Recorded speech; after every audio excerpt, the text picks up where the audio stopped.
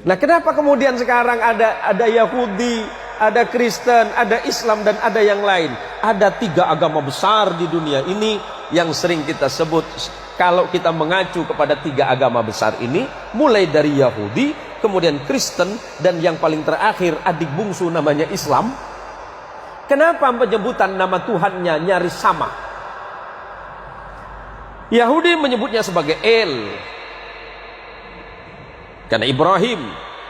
Taurat menyebutnya Abraham, Injil menyebutnya Abraham, Quran menyebutnya Ibrahim.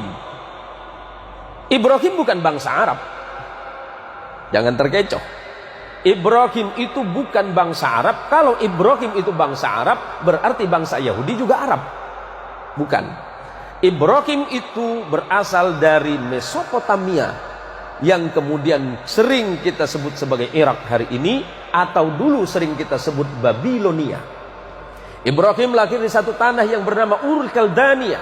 Kemudian Ibrahim menyeberang ke Mesir, maka Ibrahim disebut dengan Abraham. Abraham di dalam bahasa bangsa-bangsa Nabi yang terdahulu artinya orang yang melintas. Apa yang dilintasi? Gurun.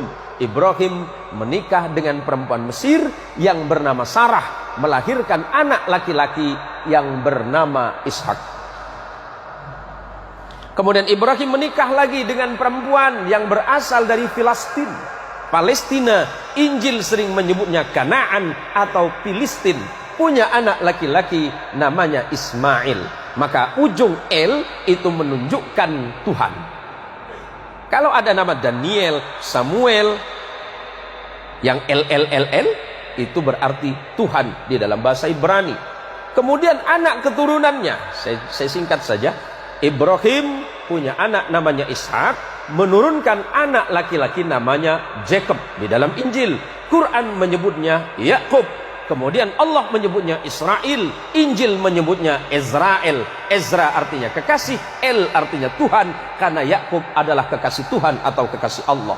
Yakub punya anak 12 orang bersaudara yang sering disebut sebagai Bani Israel, karena anak keturunan Yakub. Yakub disebut Israel, anak Yakub disebut Bani Israel. Siapa? 12 orang. Yusuf bersaudara. Abangnya Yusuf bernama Lewi.